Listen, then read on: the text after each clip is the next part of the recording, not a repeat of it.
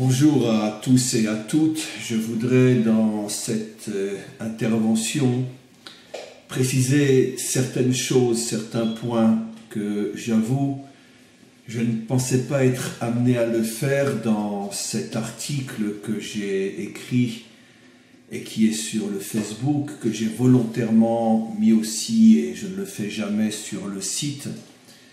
Cet article donc lié à la Parsha Vayetse, mais qui ne parle pas de cette paracha, qui parle de tout à fait autre chose.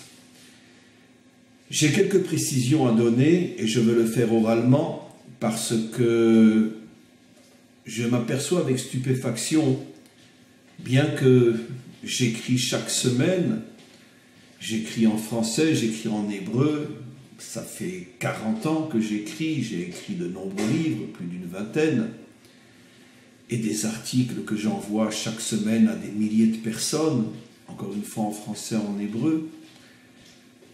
Il est vrai que je n'avais jamais remarqué avec autant de stupéfaction à quel point de plus en plus de personnes de bonne foi, honnêtes, intelligents, malgré tout n'arrivent plus à lire et à comprendre ce qui est écrit et font de très très très mauvaises interprétations et finalement lisent, comprennent parfois le contraire, l'absolu contraire de ce que l'écrivain, en l'occurrence moi-même, je veux transmettre.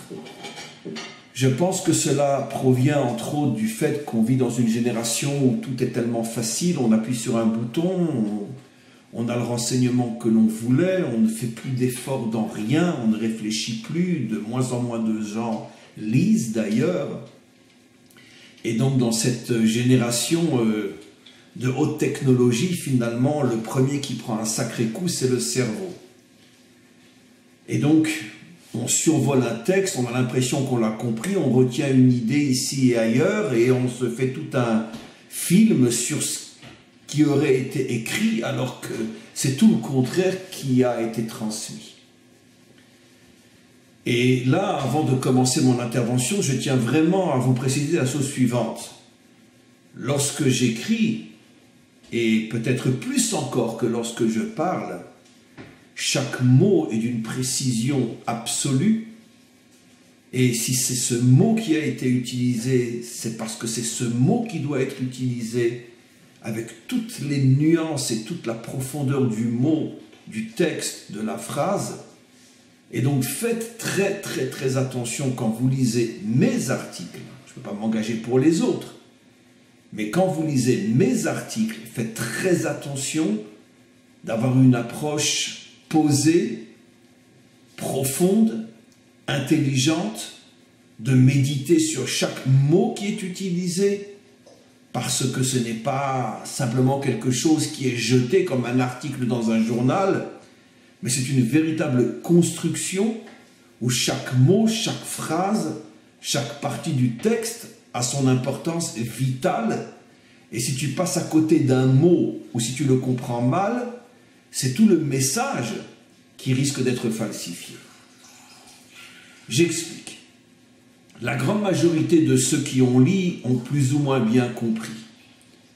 Mais j'ai été étonné, dans la mesure où cet article a été lu par des milliers de personnes, malgré tout quelques centaines de personnes, et peut-être avec le temps ça arrivera peut-être à des milliers de personnes, qui ont très très très très mal compris ce que j'avais transmis, et même des personnes, encore une fois, de très très bonne foi, intelligentes, et malgré tout qui ne savent plus lire.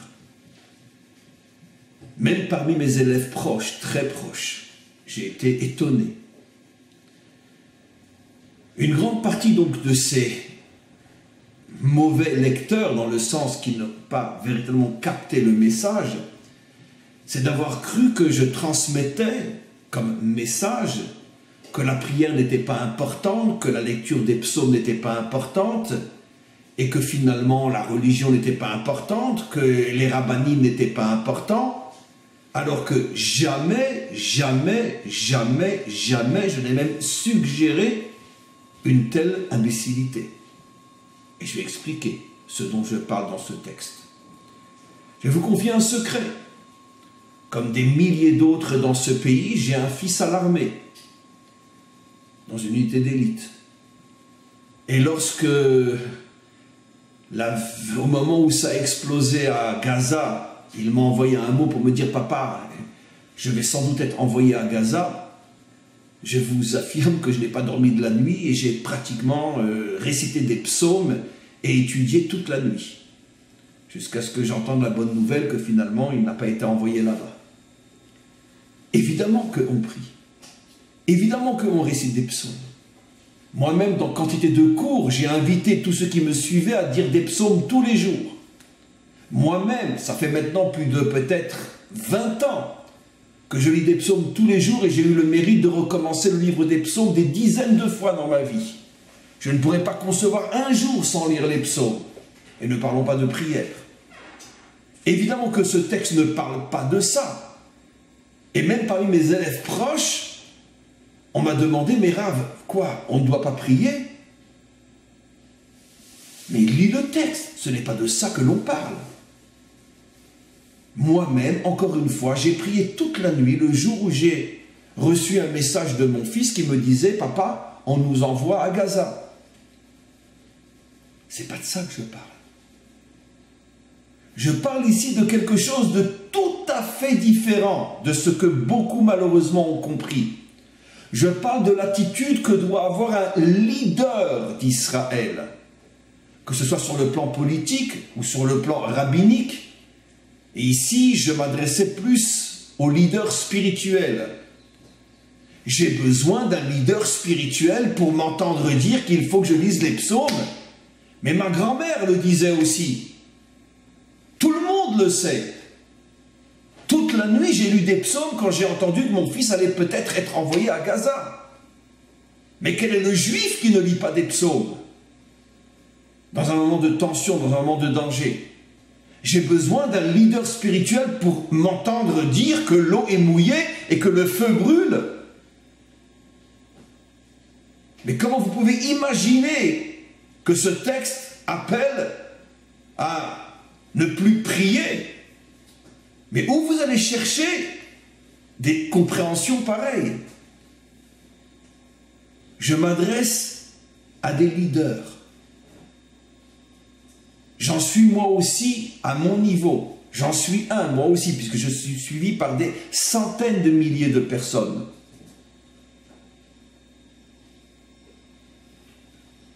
Le devoir d'un leader, c'est de renforcer, de transmettre des notions qui donnent de la force, qui donnent du courage, qui nous permettent de vivre les choses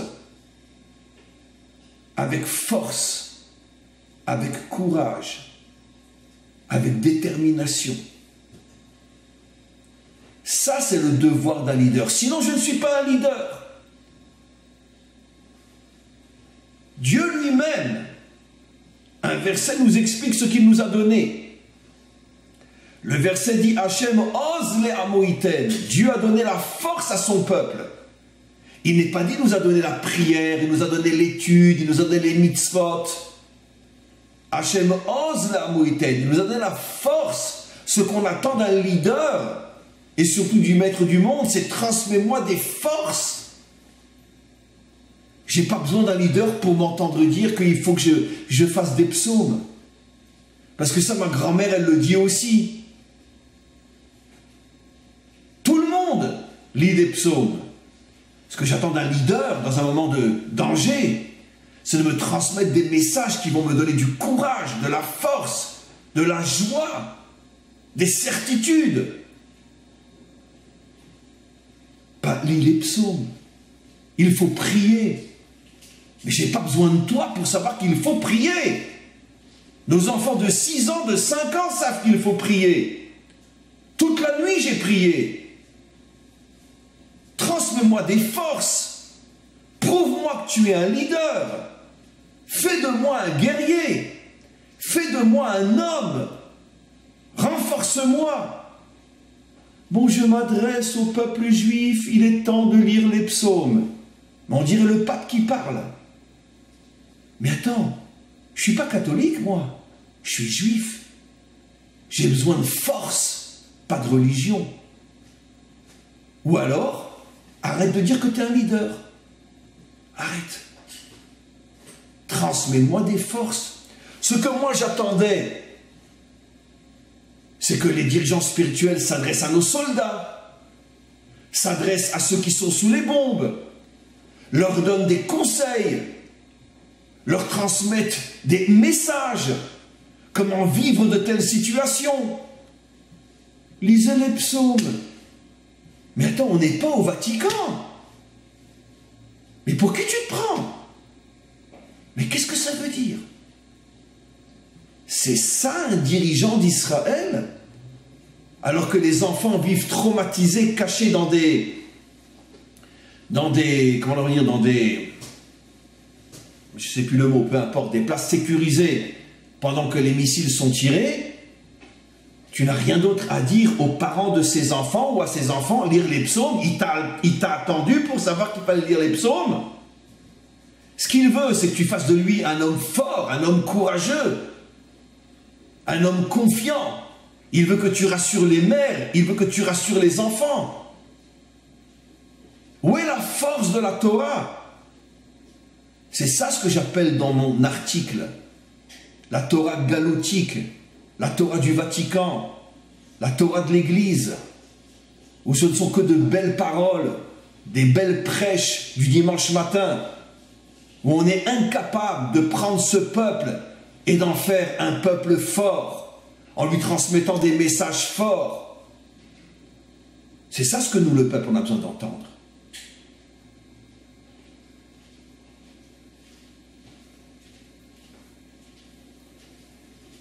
Une autre chose qui a été tellement mal comprise, et j'étais étonné surtout en connaissant les personnes qui avaient à ce point mal compris.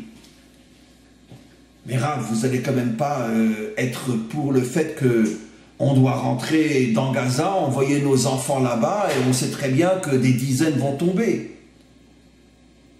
Mais il y a une allusion même à des milliards de kilomètres, il y a une allusion dans mon texte à une compréhension aussi fausse.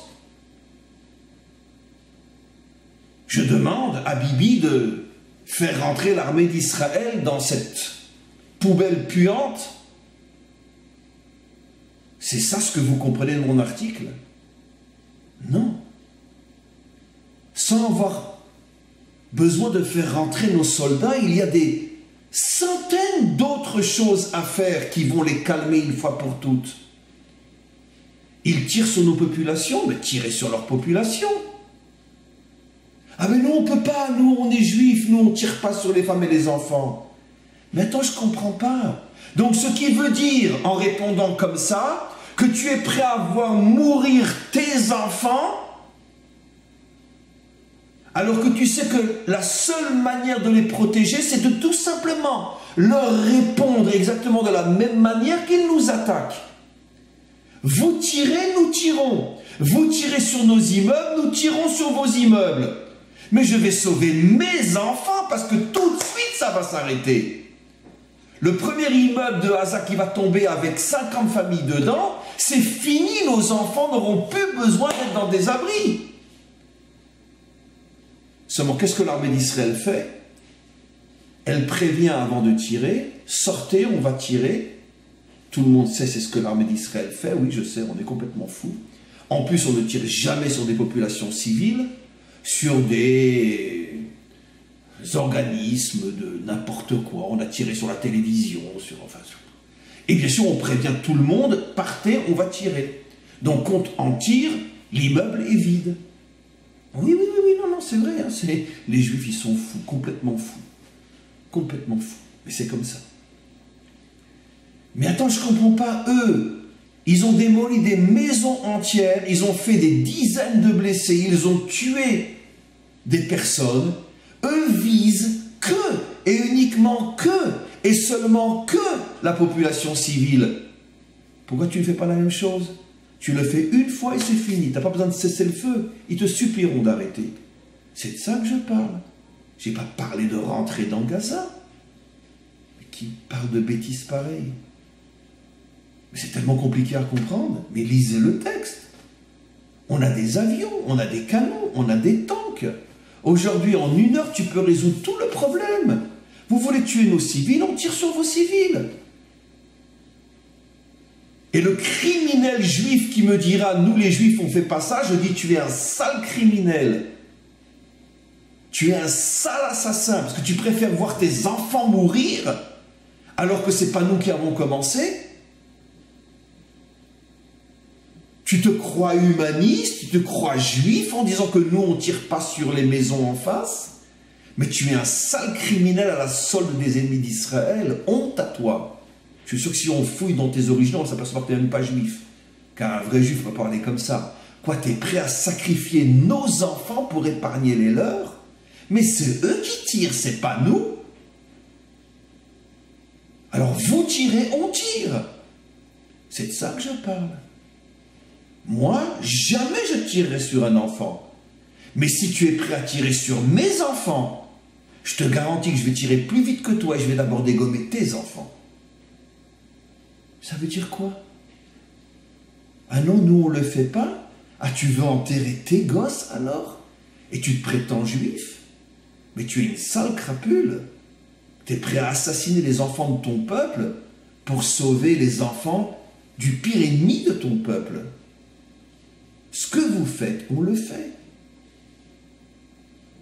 Et encore une fois, tout celui qui dit le juif ne fait pas des choses pareilles, je dis tu es une sale crapule de juif, et je suis sûr que si on fouille dans ton passé, on s'apercevra que tu ne peux pas être juif, c'est pas possible. Aucun juif est prêt à sacrifier ses enfants. Surtout quand c'est lui qui est attaqué, sans aucune raison. Le roi David raconte la Bible. Un jour, 2 de ses officiers se promenaient près de la frontière et malheureusement, ils ont traversé la frontière sans le savoir. Il n'y avait pas des tours et des barbelés comme aujourd'hui. Ils ont été pris et pour les humilier, on leur a coupé la moitié de la barbe et on les a renvoyés dans le pays. Ils sont revenus avec une partie de la barbe et pas l'autre partie de la barbe. Bon, allez, c'est rien, c'est rien. Le roi David a vu ça. Il a levé une armée, il est parti, il a fait la guerre et il a fait tomber des centaines de personnes de l'autre côté. Quoi, pour une demi-barbe? Pourtant, le roi David, on l'aime bien chez nous les juifs, hein? Ah oui? Mais le roi David, c'est pas seulement un joueur d'harpe qui fait les psaumes la nuit. Vous avez touché à 2 de mes officiers, vous leur avez coupé la moitié de la barbe, ça a coûté la vie à des centaines de personnes de l'autre côté. Alors ne parlons pas à l'époque du roi David si on avait jeté 400 missiles sur une population civile. Vous imaginez la réaction d'un juif, d'un vrai? Oui, le roi David, oui, le roi David, absolument, le roi David, oui, absolument. Et bien alors qui est le vrai juif? Le roi David? Ou tous ces assassins qui, au nom d'une morale complètement inventée, sont prêts à massacrer leurs propres enfants pour ne pas riposter quand on les attaque? Ça veut dire quoi ça? C'est qui le vrai juif? Le roi David ou ces assassins d'enfants? Je parle de nos juifs à nous, qui sont prêts à voir mourir leurs enfants plutôt que de riposter. C'est qui le vrai juif? Alors là, c'est un peu plus compliqué. Ce que je veux dire, mes amis, est la chose suivante. C'est pas que nous, les Juifs, c'est le monde entier. Et je le dis et je le répète depuis des décennies. L'établissement religieux dans tous les pays, dans toutes les religions, est à la solde du pouvoir. Avant la Révolution française, ça s'appelait le clergé et la noblesse. Alors la Révolution française a mis fin à ce qui était visible, mais elle n'a pas pu mettre fin à ce qui de toute façon est resté et rien n'a changé. Seulement, c'est moins visible. Le pouvoir religieux nous endort. Le pouvoir religieux nous drogue. Le pouvoir religieux se fiche de nous. Et ce ne sont pas, et absolument pas, les vrais leaders spirituels de notre peuple. Ils sont tout simplement à la solde du pouvoir pour nous garder à l'état de moutons qui dorment. Oui, les rabbins ont dit qu'il faut lire les psaumes, Dieu va nous aider, alléluia, alléluia. C'est pas contre le fait de lire les psaumes que je m'insurge, c'est sur le fait que j'ai pas besoin d'un rabbin qui le dise.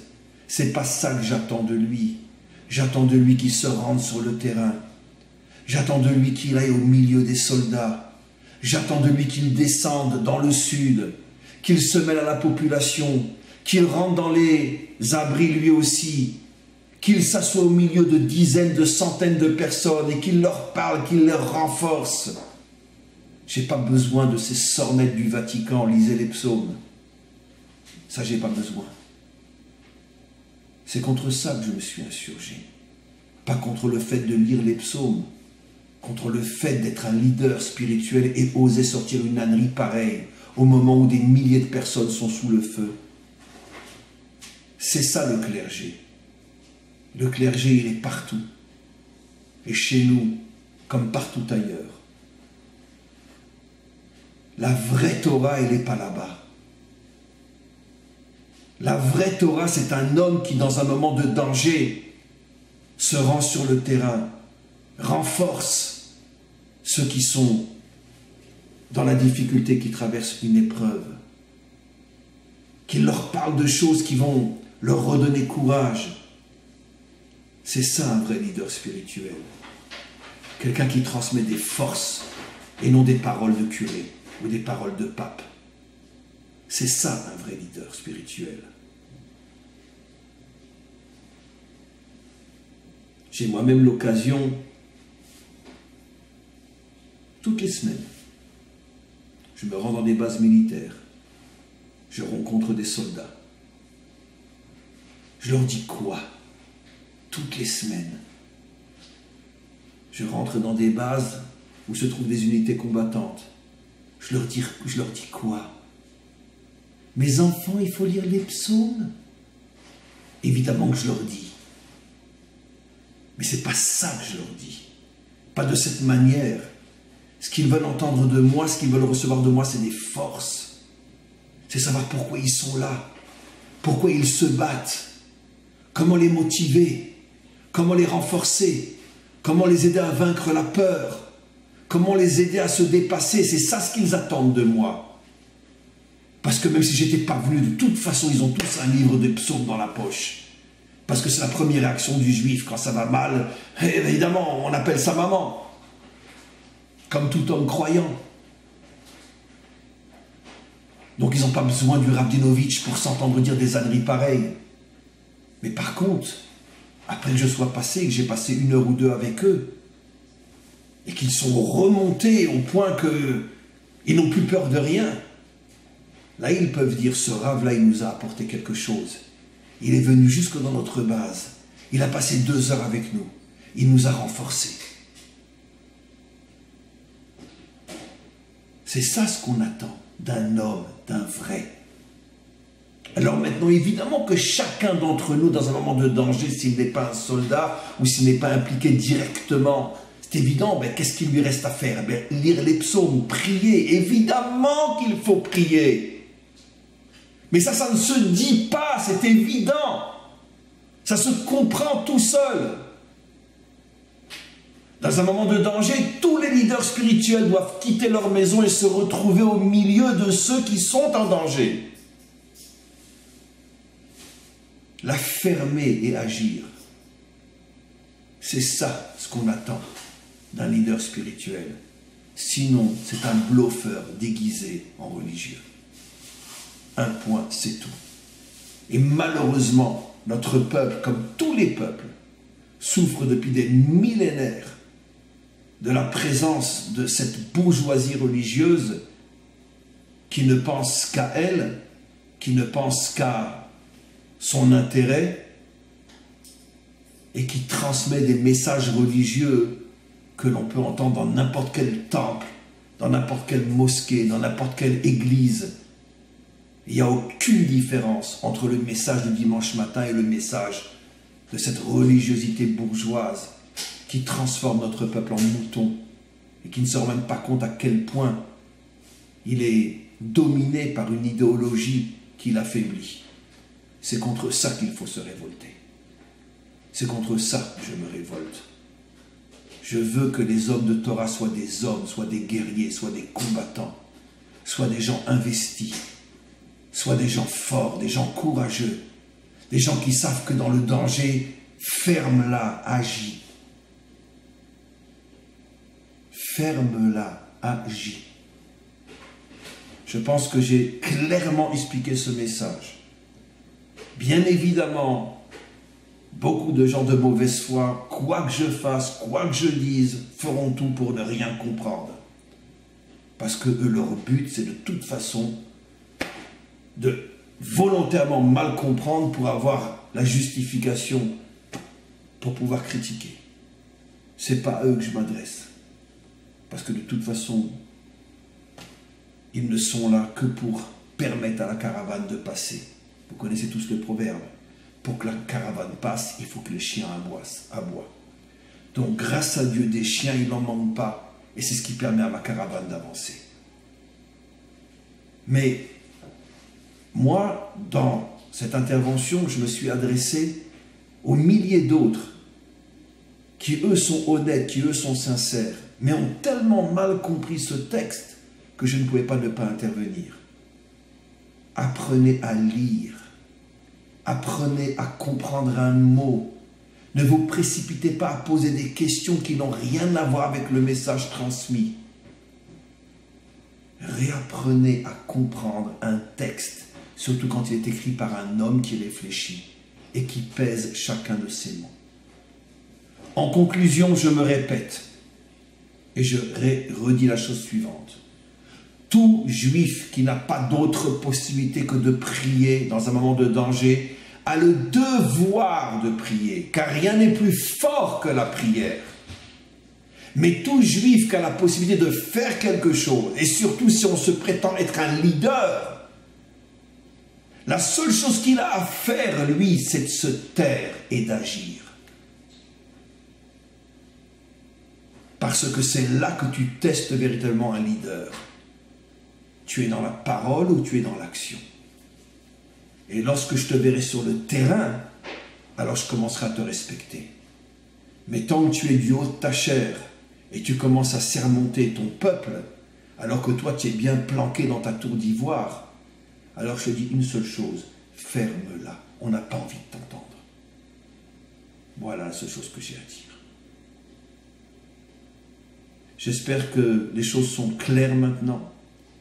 Et je demande au Maître du monde, par la prière, de nous aider après des millénaires de souffrance, d'avoir enfin à notre tête de véritables leaders, que ce soit sur le plan religieux, que ce soit sur le plan politique, de vrais leaders, des gens qui s'investissent, des gens qui agissent, des gens qui sont au milieu de leur peuple, des gens qui souffrent avec ceux qui souffrent, des gens qui savent conseiller, qui savent renforcer, qui savent transmettre du bonheur et de la joie. C'est ça ce que l'on attend. Et quand enfin on sera débarrassé de toute cette clique qui nous endort et nous transforme en moutons avec leur serment du dimanche matin, et qu'on aura enfin de vrais guerriers à la tête de notre peuple, à ce moment-là, il est sûr et certain que nous mériterons la délivrance. Amen, Bechen Yeh Ratzon.